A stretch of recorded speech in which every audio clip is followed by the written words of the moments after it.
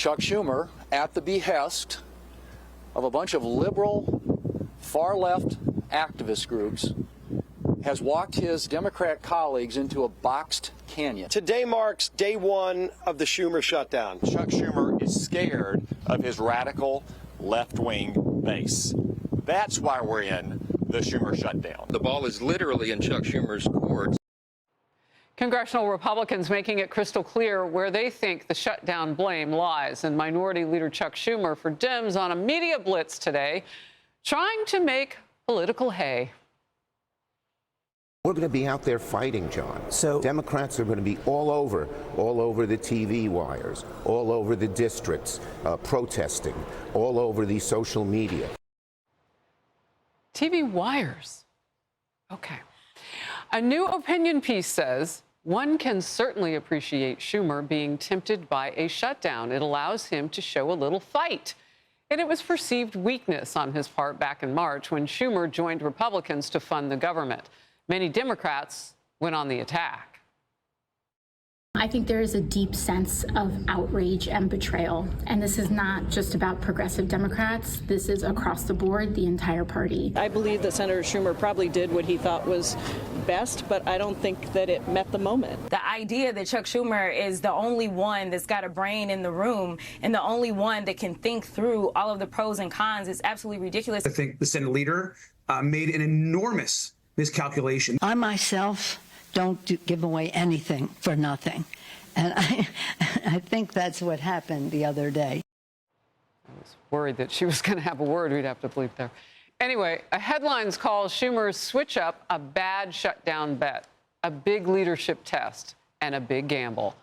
Another says Democrats are embracing it despite political perils. And focus now, Tiffany Smiley, former Senate candidate and Endeavor PAC founder, and Yemisi Egbewole, former Biden press office chief of staff. Look, I call him stuck Schumer. I mean, he is stuck between a rock and a hard place right now. Is he bending to the far left in your party? What's happening? I think in March, had he capitulated to a shutdown, he would have been bending. I thought the examples of the members who were upset with him were very interesting because they do represent that progressive far left base. But I think Nancy Pelosi hit it on the head when she talked about it in March. She said you gave away a lot for nothing. And so what he showed in March was a lack of strategy. And what we've seen from Jeffries and Schumer is a lot of criticism since then. And so now he really has to operate from a place of strength and not hope. We can't hope that we'll come to some negotiating table after we restore the government from a shutdown. He's got to show strength here. I had on Senator Marsha Blackburn of Tennessee earlier this hour, and we were talking about the number that sticks in everybody's brain right now. It's a sweetener. It is $1.5 trillion in spending for 7-week CR. That's what Democrats want. It's like a bribe.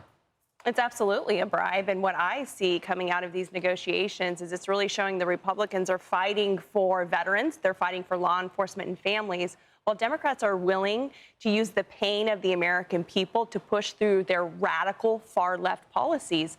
And the American people are smart. They want their $1 trillion radical wish list, which is for funding health care for illegals. Not only that, but also sort of undoing the historic tax breaks that President Trump got through. So I think there's a lot to be questioned. I don't think Schumer's operating from a place of strength. We know that Chuck Schumer is coordinating with the far left side of his base and being pressured to his face to shut down the government. That is a fact.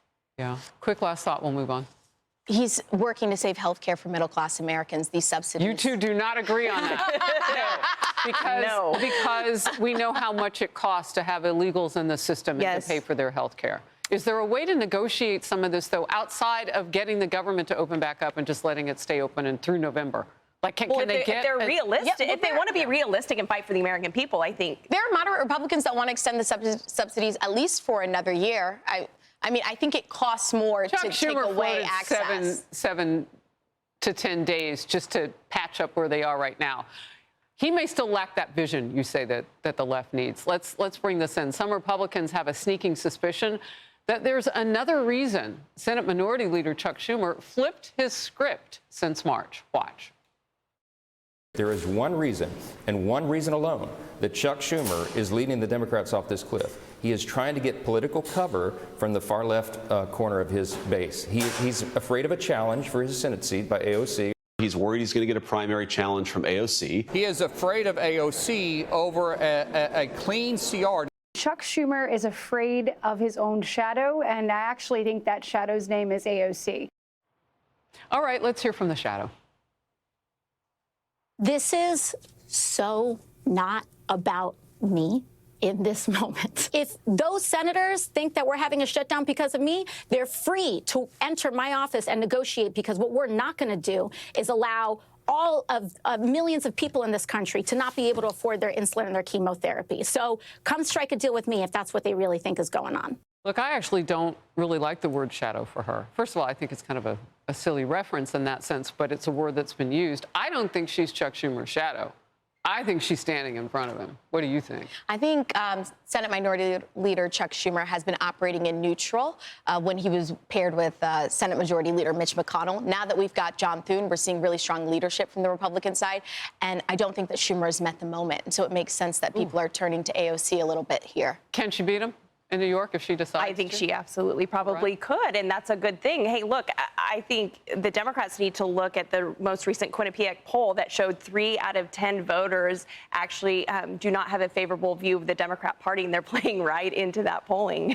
Can I ask you a question, Yemisi, about where we are? You know, Mamdani wants to run for, and he's a Democrat socialist. I call him a communist because he wants to free everything, and that just won't work. But if he's in office as mayor of the city and AOC then tries to run for a district that Schumer has now, are we seeing a capitulation in some ways to the far left? I mean, that's what I would call him. He's so far left, he's a communist. But could we see New York start to change?